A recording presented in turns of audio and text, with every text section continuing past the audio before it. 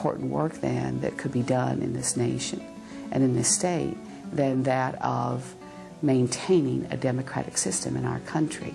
And I think institutions of higher education, universities and colleges, especially those, and I will say on the border, as we are one block from Mexico, who are constantly receiving the new immigrant or the non-traditional student, the older woman who has raised her babies and now wants a second chance to come back to school. I think those of us who are on the border have a great impact on then this state's well-being, this state's productivity, and this nation's democracy. Someone told me one time I was at the legislature harassing for money, and the legislator heard me coming down the hall. It was early in the morning, and he said, "I could tell it was you by the foot, the sound of your feet." And he says, "Get a life."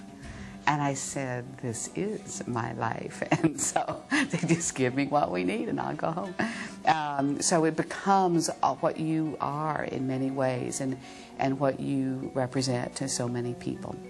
That blur is difficult sometimes to clarify, but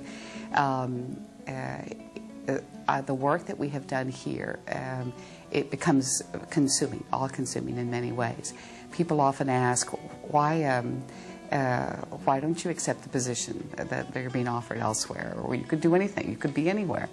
And what I tell people is, there are places that need you more at certain times, and there's just a right fit for folks. And if I weren't here, I'd be trying to figure out how to get here. I'd like to mention a couple of folks that have been very instrumental in determining whether or not I was going to finally be in this position. One particularly is Mary Rose Cardenas, and a colleague of hers was Jean Eckhoff, who's now deceased. But these are two women that were on the Board of Trustees when the community college in 1986 decided to give me a chance in the sense of interviewing me for the presidency. I cannot help but think that had it not been for those two women, that I would never have gotten an interview, much less have been selected. And folks often think that women don't help women. Baloney. Women help women all the time. And women also teach and support and provide courage along the way.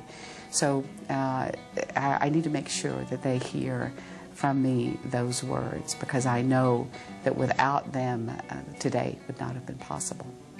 I don't know how else you do this well. I don't know how people survive the difficult moments without someone like my husband, for example, Oscar, my children, and now my grandchildren, and that serve to affirm during those difficult moments, to support, to, without filter, love and respect the work that you do, even when it means that you're not with them and you're not all that each one of them would like for you to be with us. So sometimes I have a feeling that perhaps along the way, because you're so focused on your work, that you neglect other important people.